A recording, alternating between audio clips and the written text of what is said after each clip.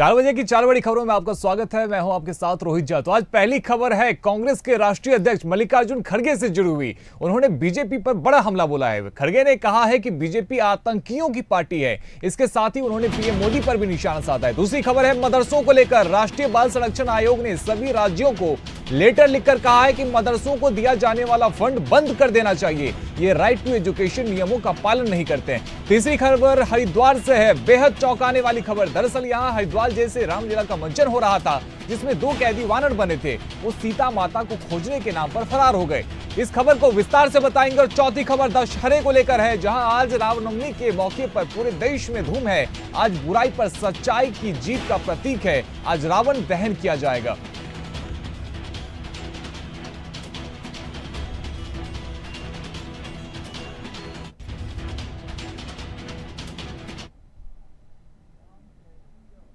तो पहली खबर की शुरुआत करते हैं, जहां कांग्रेस अध्यक्ष मल्लिकार्जुन खड़गे ने बीजेपी को आतंकवादियों की पार्टी कह दिया है। खड़गे शनिवार को प्रधानमंत्री नरेंद्र मोदी के उस बयान का जवाब दे रहे थे जिसमें पीएम मोदी ने कांग्रेस को अर्बन नक्सल पार्टी कहा था। खड़गे ने कहा कि पीएम मोदी की आदत है कि वो हमेशा कांग्रेस को अर्बन नक्सल पार्टी बताते हैं, लेकिन उनकी पार्टी क्या है? भाजपा आतंकवादियों की पार्टी है जो लिंचिंग में शामिल रहती है। मोदी को ऐसे आरोप लगाने का हक नहीं है। प्रधानमंत्री मोदी ने 5 अक्टूबर को महाराष्ट्र का दौरा किया था। इस दौरान उन्होंने ठाणे में कहा था कि कांग्रेस और उनके सहयोगियों का एक ही मिशन है, बांटो और सत्ता में रहो। कांग्रेस को अर्बन नक्सल गैंग चला रहे हैं, वे देश विरोधियों के साथ खड़ी है। वहीं आपको बता दें कि 5 अक्टूबर को केंद्रीय स्वास्थ्य मंत्री जेपी नड्डा ने कहा था कि कांग्रेस वो पार्टी है जो आजादी की लड़ाई लड़ने आई थी। गांधी जी ने कहा था कि आजादी की लड़ाई के बाद कांग्रेस पार्टी को खत्म कर देना चाहिए, लेकिन सत्ता के लालच में आप आज भी कांग्रेस पार्टी चलाते रहे और आपकी यात्रा बाएं से दाएं, दाएं से बाएं हो गई है। राहुल गांधी आजकल अर्बन नक्सल और देश को बांटने वाले लोगों की भाषा बोलने लगे हैं।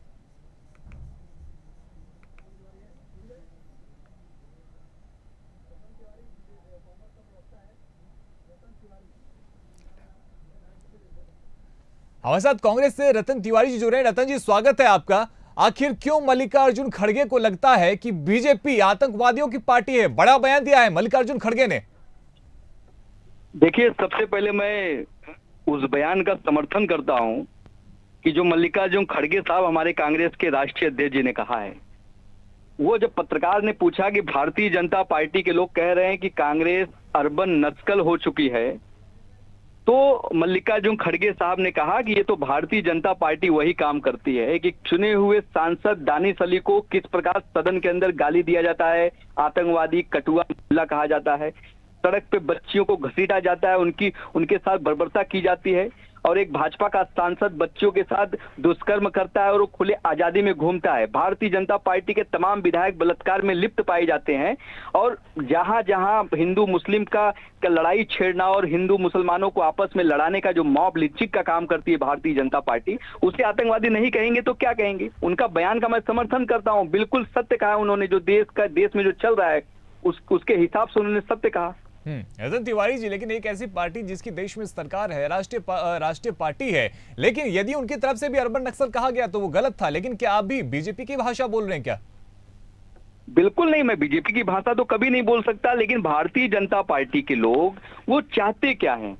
कांग्रेस पार्टी विपक्ष में है तो सवाल कांग्रेस पार्टी से पूछते हैं, अरे भैया, आपको देश की जनता ने तीसरी बार बहुमत देके सरकार बनवाने का अवसर दिया है, तो आप रोजगार पे काम करिए, महंगाई पे काम करिए, महिलाओं को सुरक्षा पे काम करिए, किसानों पे बात करिए, रोजगार पे बात करिए, लेकिन आप वही घिसा पिटा हिंदू मुसलमान पर कब तक देश को बांटोगे? कब तक देश में एक आग लगाने का काम करोगे?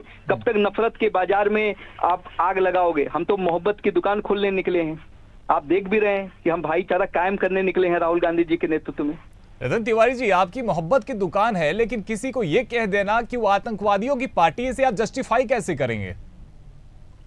अब देखिए ना, भारतीय जनता पार्टी के लोग अगर कांग्रेस को अर्बन नक्सल कहेंगे तो कांग्रेस पार्टी क्या कहेगी? हम तो यही कह रहे हैं ना कि जो जैसा बोलता है वो अपने अंदर झांके ना, कि आज भारतीय जनता पार्टी जब से सरकार में है, आप बता दीजिए उन्होंने क्या काम किया? सिर्फ हिंदू मुसलमान के अलावा उन्होंने क्या किया? अरे भैया, आज हिंदू भी जाग चुका है, मुसलमान भी जाग चुका है। यही नतीजा है कि 2024 में लोकसभा चुनाव में भारतीय जनता पार्टी बैसाखी पे आ चुकी है, और 2-4-6 महीने बाद सरकार से भी बेदखल हो जाएंगे। आपके सामने मैं बड़े दावे के साथ ये बात कर रहा हूँ। रतन तिवारी जी, लेकिन आतंकवादी इसमें कैसे आप जस्टिफाई कर रहे हैं? मैं आपसे फिर से वही पूछ रहा हूं। चलिए, अगर कोई विकास नहीं कर रहा है, आपकी बात में मान लेता हूं, कोई विवादित बयान भी दे रहा है, समझ लेता हूं, लेकिन आतंकवादियों की पार्टी चूंकि आपने कहा है, तो क्या बीजेपी में कोई आतंकवादी है क्या? एक भी नाम बता दीजिए जिसपे आतंकवादी पार्टी जस्टिफाई कैसे कर देगी कांग्रेस नक्सल अर्बन पार्टी है। आप बताइए। क्योंकि उन्होंने आपको नक्सल कहा था, इस वजह से आप उन्हें आतंकवादी कह रहे हैं, यही पूरा मामला है? बिल्कुल, अगर आप हमारे ऊपर कीचड़ फेंकने का काम करेंगे तो आप कांग्रेस पार्टी अलग ढंग की पार्टी बन चुकी है। आप कीचड़ फेंकेंगे तो हम पत्थर फेंक देंगे आपके ऊपर। अब हम आपका जवाब बड़ी ईमानदारी से और बड़े अच्छी तरीके से देंगे, क्योंकि कांग्रेस पार्टी का कार्यकर्ता ने बहुत बर्दाश्त किया है, लाठी डंडे खाए हैं, सड़क पे जनता की लड़ाई लड़ी है, लेकिन कब तक इस तरीके से आरोप को झेलते रहेंगे? जैसा जो आरोप लगाएगा उसको उसी प्रकार से जवाब दिया जाएगा। रतन तिवारी जी, लेकिन जब प्रधानमंत्री मोदी ने नक्सल कहा था आपको, अर्बन नक्सल कहा था कांग्रेस पार्टी को, उसके बाद भी हरियाणा में इनकी सरकार कैसे बन गई? जनता को आप समझा नहीं पाए क्या सही तरीके से? देखिए, अब हरियाणा का विषय तो बहुत अलग विषय है। वहां पे तो हमारी सरकार लगभग बन चुकी थी, कुछ कारण की वजह से कुछ निर्दलियों ने खेल बिगाड़ दिया। तो वोट परसेंटेज की बात करेंगे तो 39% उन्हें वोट मिला है और 39% हमें वोट मिला है। वोट परसेंटेज बरोबर मिला है, सीट उनकी बढ़ गई है, वोटिंग शेयर की बात कर रहे हैं। हाँ, मैं उसको मानता हूं, लेकिन कहीं खामियां रह गई, कहीं कुछ कमियां रह गई, हम उसे दुरुस्त करेंगे। जनता ने जो आशीर्वाद दिया है हरियाणा में, हम विपक्ष की भूमिका अदा करेंगे। ठीक है, बहुत शुक्रिया रतन जी आपका हमारे साथ में जुड़ने के लिए। तो देखिए, मल्लिकार्जुन खड़गे की बयान का हम यहाँ पे जिक्र कर रहे थे, जिसमें उन्होंने कहा है कि कांग्रेस पार्टी, चूंकि उनको कहा गया था कि वो नक्सल पार्टी है, तो अब उन्होंने भी कहा है कि बीजेपी की जो पार्टी है वो आतंकवादियों की पार्टी है और इनकी सरकार में मॉब लिंचिंग हुए हैं और कई ऐसी घटनाएं हुई हैं जिसको लेकर प्रधानमंत्री मोदी और भारतीय जनता पार्टी को उन्होंने कटघरे में खड़ा किया है।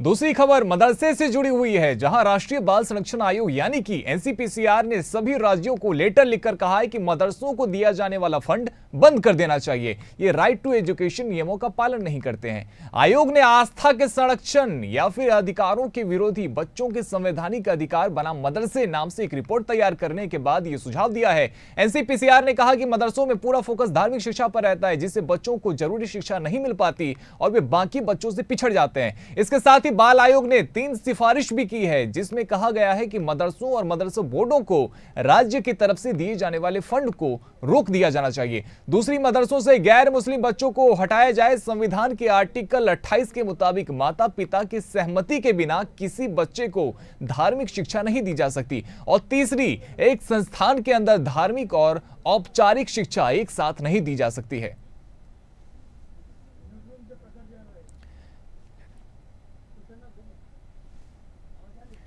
तो देखिए किस प्रकार से बाल आयोग ने मदरसों को लेकर बयान दिया है और उन्होंने मांग की है कि मदरसों के फंड को रोक दिया जाना चाहिए। जो राज्य की तरफ से उन्हें फंड दिया जाता है उस पर रोक लगा दिया जाना चाहिए।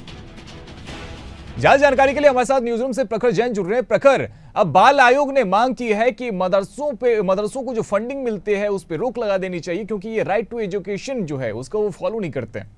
देखिए बिल्कुल रोहित, एनसीपीसीआर यानी कि राष्ट्रीय बाल आयोग ने एक चिट्ठी लिखी है तमाम प्रदेश की सरकारें हैं और साथ ही यूनियन टेरिटरीज में भी ये पत्र भेजा गया है, जहां पर साफ तौर पर एनसीपीसीआर ने ये साफ किया है कि मदरसों पर रोक लगानी चाहिए और मदरसा बोर्ड की फंडिंग को बंद किया जाना चाहिए, क्योंकि जो शिक्षा यहाँ पर दी जाती है वो राइट टू एजुकेशन के मानकों के ऊपर खरी नहीं उतरती है कि एक संप्रदाय मात्र की, एक रिलीजन की जो है शिक्षा यहाँ पर दी जाती है, जो आरटीई के अंतर्गत कहीं से भी ठीक नहीं है। और ऐसे में अगर बात की जाए तो अगर देश भर की बात की जाए तो लगभग 25,000 मदरसे पूरे देश भर में रजिस्टर्ड हैं, जिसमें अगर बात की जाए तो अलग अलग राज्यों के मदरसा बोर्ड इन स्कूलों को संचालित करते हैं। और ऐसे में अगर बात की जाए तो एनसीपीसीआर लगातार, एनसीपीसीआर की बात की जाए यानी बाल आयोग की बात की जाए तो मदरसों को लेकर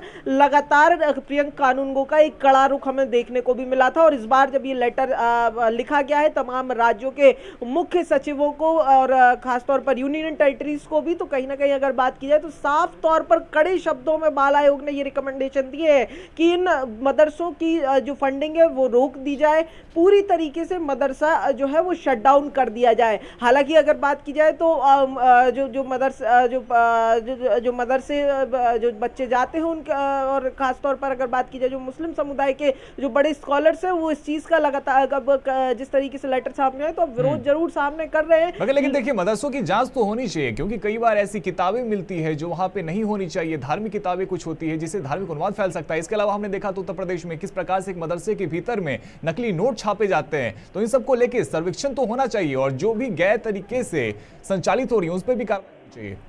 देखिए कि निगरानी और जांच दोनों ही होनी चाहिए, क्योंकि लगातार अगर बात की जाए तो ना केवल एक राज्य में, ना केवल उत्तर प्रदेश या मध्य प्रदेश में, बल्कि अगर बात की जाए तो लगातार अलग अलग राज्यों में इस तरीके की घटनाएं देखने को मिली हैं, जहां पर मदरसों के अंदर अवैध चीजें जो है वो निकल कर सामने आई। चाहे वो किसी भी नकली नोट छापने की बात हो जो आपने अभी बताई, साथ ही अगर मध्य प्रदेश अकेले की बात करें, मध्य प्रदेश में आप याद कीजिए पिछले साल एक मदरसा ऐसा भी पाया गया था जिसमें से पढ़ाई के नाम पर, मदरसा स्कूल के नाम पर एक सुरंग पाई गई थी, जिसमें जो तमाम साहित्य मिला था जो आपत्तिजनक साहित्य था, और साथ ही जो है वो धर्म परिवर्तन जैसे मामले भी मध्य प्रदेश में निकल कर आए थे। उत्तर प्रदेश में हम लगातार इस तरीके की घटनाएं देख भी रहे हैं।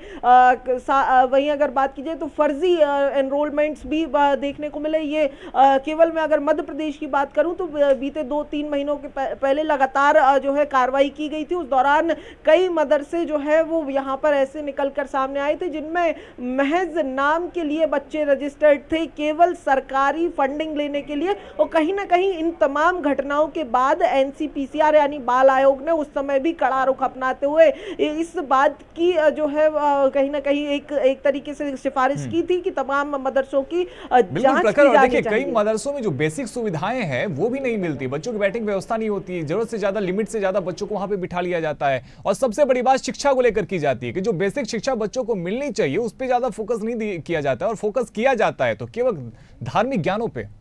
देखिए बिल्कुल रोहित, इसी तरीके की बात इस बाल आयोग के द्वारा जो पत्र लिखा गया है, यही बात तो उस लेटर में भी लिखी गई है। हालांकि उस लेटर में एक चीज का और जिक्र है कि बाल आयोग ने एक सर्वे कराया था, एक रिपोर्ट तैयार की है 11 पेज की। उस रिपोर्ट में पूरे देश भर में स्टडी की गई है तमाम अलग अलग मदरसों की, और यही कारण है कि उस स्टडी के आधार पर ये रिकमेंडेशन, ये सिफारिशें जो है वो की गई है। हालांकि लगातार हमने देखा है प्रियंका नुंगो का एक कड़ा रुख खुद पर्सनल तौर पर भी, व्यक्तिगत तौर पर भी देखने को मिला है, और उस लिहाज से भी एक बड़ा कदम है। हालांकि अभी राज्य सरकारों के ऊपर है कि इन रिकमेंडेशंस को कितना तूल तवज्जो देना है, क्योंकि बाल आयोग की तरफ से ये रिकमेंडेशन है, आदेश नहीं है। रोहित, ये भी स्पष्ट करना चाहूंगा कि ये किसी भी तरीके आदेश नहीं है, ये रिकमेंडेशन है। अब रिकमेंडेशन के आधार पर किस राज्य में क्या कार्रवाई होगी ये राज्य सरकारों को तय करना है। हालांकि ये बिल्कुल ठीक आपने कहा है कि लगातार इस तरीके की घटनाएं मध्य प्रदेश हो, उत्तर प्रदेश हो,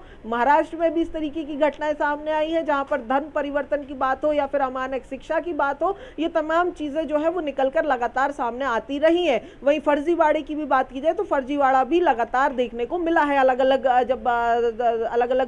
जब कार्रवाइयां हुई हैं, अलग अलग जब समीक्षाएं हुई हैं। महज अगर यूपी में अगर बात की जाए तो पिछले इस साल के अंदर अगर बात की जाए तो 500 से ऊपर मदरसों की जो मान्यता है उसको रद्द किया जा चुका है। लगातार मदरसों के ऊपर में कार्रवाई की जा रही है। बहुत शुक्रिया प्रखर आपका हमारे साथ में जुड़ने के लिए। तो देखिए, बाल आयोग ने रिकमेंडेशन दिया है और कहा है लेटर लिखते हुए कि मदरसों के ऊपर में कार्रवाई की जानी चाहिए, क्योंकि राइट टू एजुकेशन के नियम को ये मानते नहीं है। जो बेसिक सुविधाएं और जो बेसिक शिक्षा पद्धति वहां पे होनी चाहिए उसको ये फॉलो नहीं करते हैं। मिड डे मील की वहां पे व्यवस्था नहीं होती है। इन सब चीजों को देखते हुए इनको कहीं ना कहीं कार्रवाई करने के लिए सरकार से अपील की गई है।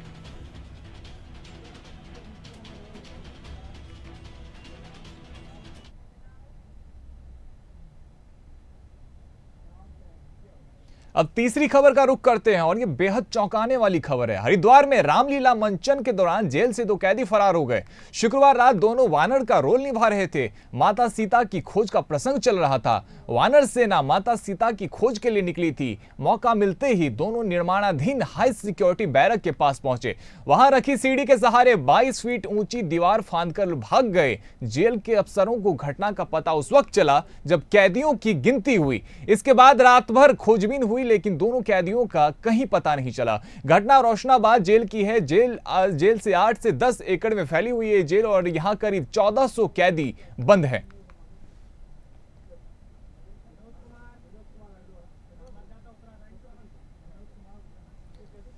हमारे साथ संवाददाता विनोद कुमार जुड़ गए हैं। विनोद, देखिए कैसा है, देखिए कहीं ना कहीं मासीता को खोजने का प्रसंग चल रहा था और स्थिति ऐसी हो गई कि अब पुलिस वाले कैदी को ढूंढ रहे हैं।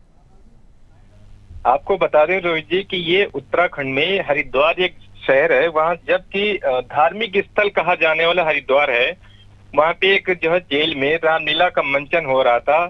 उसमें जो है पाठ निभाते हुए उन्होंने क्या किया, कैदियों ने अपना जो है उधर एक सीढ़ी मतलब रामलीला मंचन के दौरान सुरक्षा व्यवस्था को देखते हुए वो लोग जो है अपना एक फायदा उठाने का प्रयास कर लिया उन्होंने। उसी जेल में निर्माण कार्य का काम चल रहा था, उसी दौरान उन्होंने सीढ़ी का सहारा लेकर के फरार हो गए।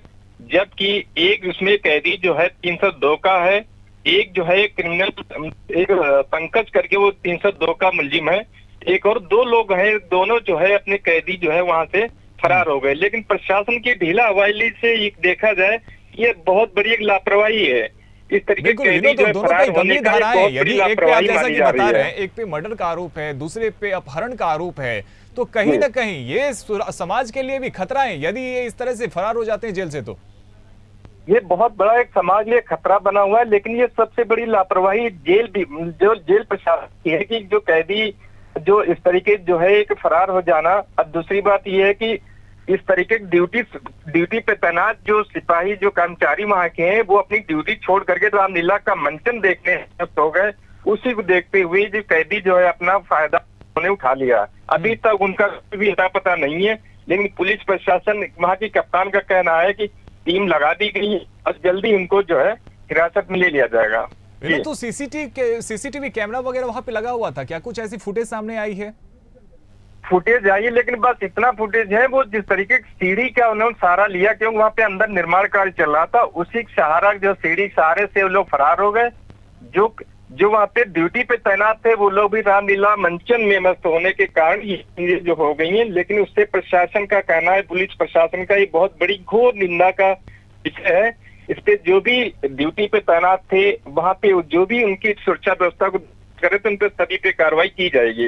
लापरवाही तो हुई है, अब उनके ऊपर में कार्रवाई क्या किया जा रहा है? अब किस प्रकार से जेल प्रशासन के ऊपर में एक्शन लिया जा रहा है? अभी तो एक्शन यह है कि अभी तो इसमें एक जांच कमेटी बिठाल दी गई, जांच की जा रही कौन कौन लोग ड्यूटी पे तैनात थे और किस तरीके की लापरवाही बरती गई, उसी को लेकर के इसमें जांच का विषय हो गया। अब जांच जब आएगी तभी जाके पता चलेगा क्या इसमें कार्रवाई हो रही है। विनोद, लेकिन ये कैसे संभव है? ना तो किसी जेल में जो बनते उनकी निगरानी होती है, ना तो उनकी नजर जाती है उस पे, ना तो जो निगरानी रखने के लिए वहाँ पे पुलिस वाले होते हैं उनकी उन पे नजर जाती है, ना कोई कैदी देखता है ना पुलिस वाले देखते हैं, और ये दोनों सबकी आंखों से बच के निकल जाते हैं। तो ये तो बहुत ही बड़ी यहाँ पे चूक हुई है। ये चूक तो है, इसलिए तो मतलब वहाँ जो है जब इसमें एफआईआर दर्ज की गई तो उसमें भी एक जब कप्तान का कहना है कि शाम का मतलब जिस समय की घटना है शाम की, और उनको सुबह जब मालूम चला, जबकि लोग पहले जेल जो ड्यूटी में जेल में तैनात थे उन लोगों ने प्रयास बहुत किया कि चारों तरफ ढूंढा, लेकिन वो कहीं जब पता नहीं चला तो सुबह जाकर सूचना, कप्तान कहना कि सूचना सुबह मुझे जानकारी मिली कि लोग जो है मुलजिम यहाँ से फरार हो गए। लेकिन बहुत बड़ा ये जो है जिस तरीके से देखा जाए ड्यूटी पे तैनात लोगों की लापरवाही है, इस पे सख्त कार्रवाई की जाएगी। लेकिन जल्द उनका कहना है कप्तान साहब का कि जल्द ही इनको जो है कहीं कहीं गिरफ्तार किया जाएगा। बहुत शुक्रिया विनोद आपका हमारे साथ में जुड़ने के लिए। तो देखिए उत्तराखंड से ये तस्वीर सामने आई है जहां पर रामलीला में वानर बने 2 कैदी फरार हो गए। तस्वीरें भी आपको दिखा रहे हैं उन दोनों कैदियों की। एक के ऊपर में हत्या का आरोप है, दूसरे के ऊपर अपहरण को लेकर मामला जब्त है। और इन दोनों को देखिए किस प्रकार से ये रामलीला में वानर बने थे और मां सीता की खोज कर रहे थे, लेकिन ये एक सीढ़ी रखी हुई थी जिसके सहारे ये जेल से फरार हो जाते हैं। और इसके बाद से ही जब कैदियों की गिनती की जाती है तो इसमें खुलासा होता है और पता चलता है कि 2 कैदी गायब हैं, जिसको लेकर पुलिस प्रशासन और अब पूरी जेल व्यवस्था पर सवाल उठ रहे हैं।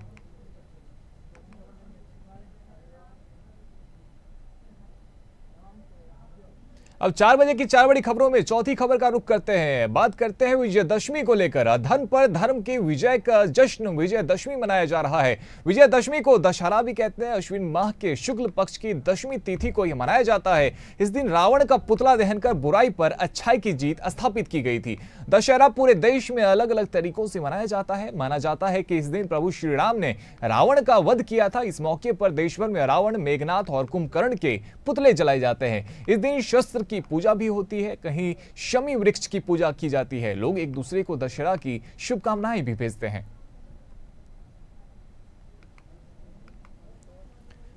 तो देखिए, देश भर में दशहरे को लेकर तैयारियां की जा रही है। पीएम मोदी से लेकर तमाम जो नेता हैं उन्होंने भी इसको लेकर शुभकामनाएं दी है। देशवासियों को उन्होंने शुभकामनाएं दी है और कई जगहों पर, देश भर में अलग अलग जगहों पर ग्राउंड में तैयारियां पूरी कर ली गई है। रावण की, मेघनाथ की जो पुतले हैं उनको भी वहां पे स्थापित किया गया है और उनको भी आज शाम में दहन किया जाएगा। तो इसको लेकर जो तैयारियां हैं वो भी पूरी कर ली गई है और लोगों में जश्न है। और ये देखिए, मंदसौर की तस्वीरें आपको दिखा रहे हैं जहां पर पूजा पाठ किया जा रहा है, शस्त्र पूजन भी किया जा रहा है और इसके साथ ही विजयदशमी को लेकर जो तैयारियां हैं वो भी जोरों शोरों से है। तस्वीरों में आपको बच्चे भी नजर आ रहे हैं, बड़े बुजुर्ग नजर आ रहे हैं, हर कोई पूजा पाठ कर रहा है और विजयदशमी को लेकर जो तैयारी है वो पूरे देश भर में लगातार की जा रही है। जैसा कि हम आपको बता रहे हैं कि शुभकामनाओं की जो संदेश हैं वो भी लगातार एक दूसरे को भेजे जा रहे हैं। प्रधानमंत्री मोदी ने भी सोशल मीडिया पर पोस्ट करते हुए देशवासियों को शुभकामनाएं दी है।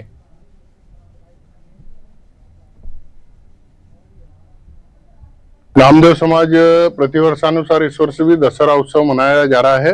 रावण वध का आयोजन किया जा रहा है। दशहरे पर सुबह 10 बजे रावण की लच्चा बांधकर पूजा अर्चना की जाती है नगर की सुख समृद्धि के लिए और रात को, शाम को गोधूली वेला में रावण का वध किया जाएगा।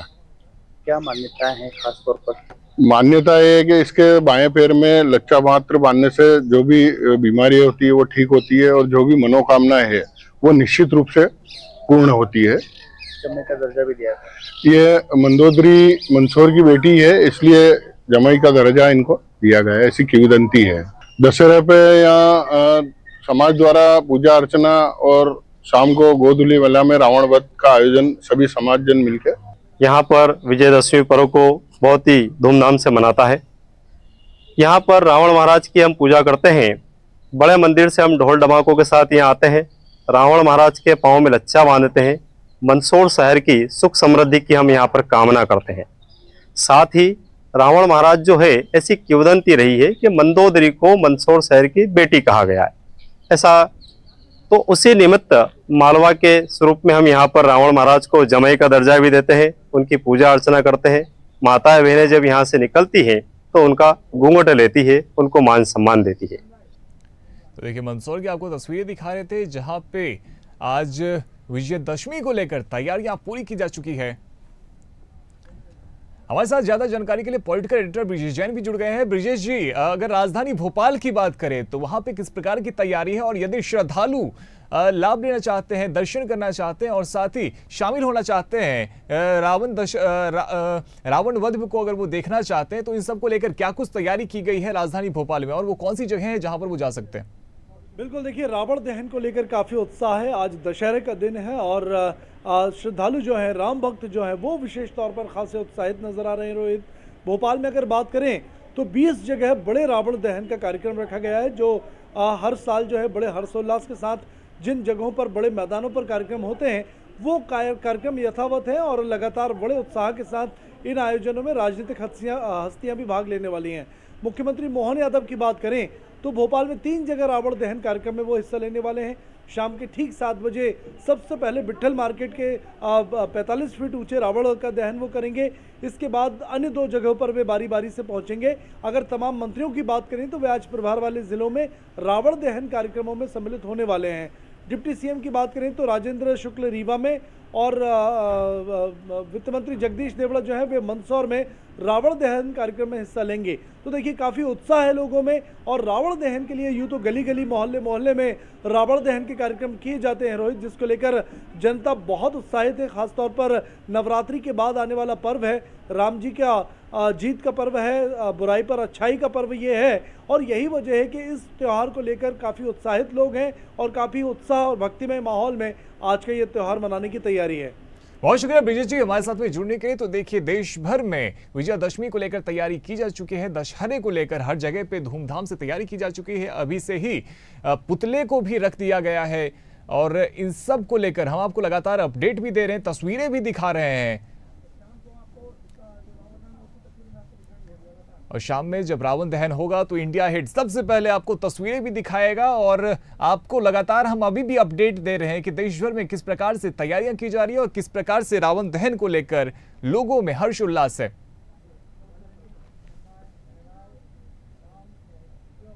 फिलहाल मेरे साथ इस बुलेटिन में इतना ही। देश और दुनिया की तमाम बड़ी खबरों के लिए आप देखते रहिए इंडिया अहेड। धन्यवाद।